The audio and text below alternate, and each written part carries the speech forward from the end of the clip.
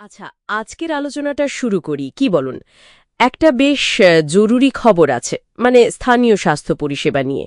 হ্যাঁ, বলুন কি খবর? আমাদের কাছে গাজলের ইরা ফার্মেসি থেকে একটা তথ্য এসেছে। মানে ওখানকার শিশু স্বাস্থ্য নিয়ে যারা ভাবছেন তাদের জন্য এটা বেশ কাজের খবর। ওহ, ইরা ফার্মেসি, গাজলের। হ্যাঁ বলুন, শিশু স্বাস্থ্য নিয়ে বলছেন। একদম, একজন শিশু বিশেষজ্ঞ মানে স্পেশালিস্ট ডাক্তারের নতুন চেম্বার হচ্ছে ওখানে। ওহ, এটা তো খুবই ভালো খবর। গাজলের মতো জায়গায় একজন পেডিয়াট্রিশিয়ান মানে শিশু বিশেষজ্ঞের সহজলভ্যতা তো খুবই দরকারি। ঠিক তাই। তো আমাদের আজকের এই আলোচনাটার লক্ষ্য হল এই নতুন ব্যবস্থার খুঁটিনাটিগুলো জেনে নেওয়া, মানে কে ডাক্তার, কোথায় বসছেন, কখন, এই সব আর কি। হ্যাঁ হ্যাঁ, জানা দরকার। আর সবচেয়ে বড় কথা হলো এলাকার একটা পরিচিত ফার্মেসি মানে ইরা ফার্মেসিতেই এই পরিষেবাটা পাওয়া যাবে। ঠিক, এই যে অ্যাক্সেসিবিলিটি বা সহজলভ্যতা, এটাই তো আসল ব্যাপার। স্থানীয় মানুষের জন্য বিরাট সুবিধা। অবশ্যই। তো চিকিৎসক হলেন ডাক্তার সন্দীপ বিশ্বাস, ওনার কোয়ালিফিকেশন হল এমডি পেডিয়াট্রিক। এমডি পিডিয়াট্রিক মানে শিশুদের রোগের উপর স্পেশালিস্ট। হ্যাঁ, উনি মালদা মেডিকেল কলেজ ও হাসপাতালের সঙ্গেও যুক্ত, বেশ অভিজ্ঞ একজন ডাক্তার। বাহ, বেশ ভালো তো। মানে একজন অভিজ্ঞ ডাক্তার পাওয়া যাচ্ছে গাজলেই, এটা সত্যি একটা ইতিবাচক দিক। বিশেষ করে গাজলের মতো জায়গায়, যেখানে হয়তো সব সময় বিশেষজ্ঞ ডাক্তারের কাছে যাওয়া সহজ হয় না।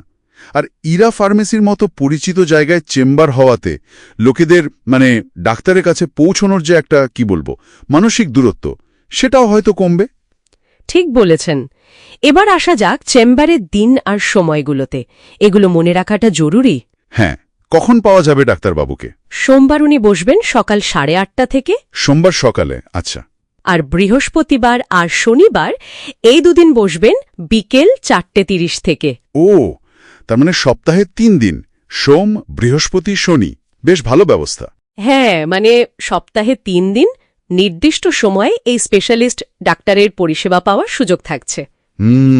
এটা শিশুদের চিকিৎসার যে কন্টিনিউটি ধারাবাহিকতা, সেটার জন্য খুব দরকারি। একদম। আর অ্যাপয়েন্টমেন্ট করার জন্য একটা ফোন নম্বরও দেওয়া হয়েছে। ও, নম্বর আছে, তাহলে তো সুবিধা। হ্যাঁ, নম্বরটা হলো 70335163। মানে প্রয়োজনে আগে থেকে একটা ফোন করে অ্যাপয়েন্টমেন্ট নিয়ে নেওয়া যেতে পারে।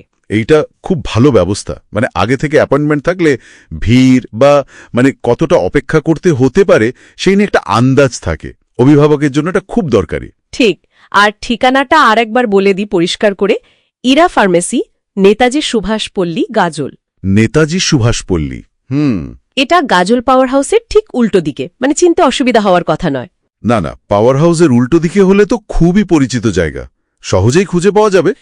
এই যে একটা নির্দিষ্ট দিনে নির্দিষ্ট সময়ে একজন বিশেষজ্ঞ ডাক্তারকে পাওয়া যাচ্ছে নিয়মিতভাবে, এটা কিন্তু শিশুদের স্বাস্থ্যর ওপর নজর রাখার ক্ষেত্রে বিরাট সাহায্য করবে। ঠিক, অনেক সময় হয় কি, ছোটখাটো সমস্যা আমরা হয়তো গুরুত্ব দিই না, কিন্তু নিয়মিত যদি চেকআপের সুযোগ থাকে তাহলে শুরুতেই ধরা পড়তে পারে। একদম ঠিক বলেছেন। এটা শুধু চিকিৎসা নয়, স্বাস্থ্যের যত্ন নেওয়ার একটা সুযোগও বটে। হ্যাঁ, আর স্বাস্থ্য সচেতনতাও বাড়ে। তাহলে সব মিলিয়ে মূল তথ্যগুলো যদি একবার দেখে নি। ডাক্তার সন্দীপ বিশ্বাস একজন অভিজ্ঞ শিশুরোগ বিশেষজ্ঞ, উনি এখন গাজলের ইরা ফার্মেসিতে বসছেন। হ্যাঁ, সোমবার সকালে আর বৃহস্পতি আর শনিবার বিকেলে। যোগাযোগের নম্বর আর ঠিকানা দুটোই স্পষ্ট। একদম। আর এর গুরুত্বটা কিন্তু বেশ গভীর। গাজল বা তার আশেপাশের এলাকার মানুষের জন্য বিশেষজ্ঞ শিশু চিকিৎসার সুযোগটা একদম হাতের নাগালে চলে এলো। এর ফলে বাচ্চাদের সঠিক সময়ে সঠিক চিকিৎসা পাওয়াটা আগের থেকে অনেক সহজ হয়ে যাবে। নিঃসন্দেহে এটা গ্রামীণ বা মফস্বল এলাকায় স্বাস্থ্য পরিকাঠামোর উন্নতির দিকে একটা ছোট কিন্তু খুব গুরুত্বপূর্ণ পদক্ষেপ বলা যায়। ঠিক, এই ব্যবস্থাটা স্থানীয় স্বাস্থ্য পরিষেবার মান বাড়াতেও সাহায্য করবে, অল্প হলেও। একদম। আচ্ছা, এই সূত্র ধরে একটা অন্য প্রশ্ন মাথায় আসছে। বলুন।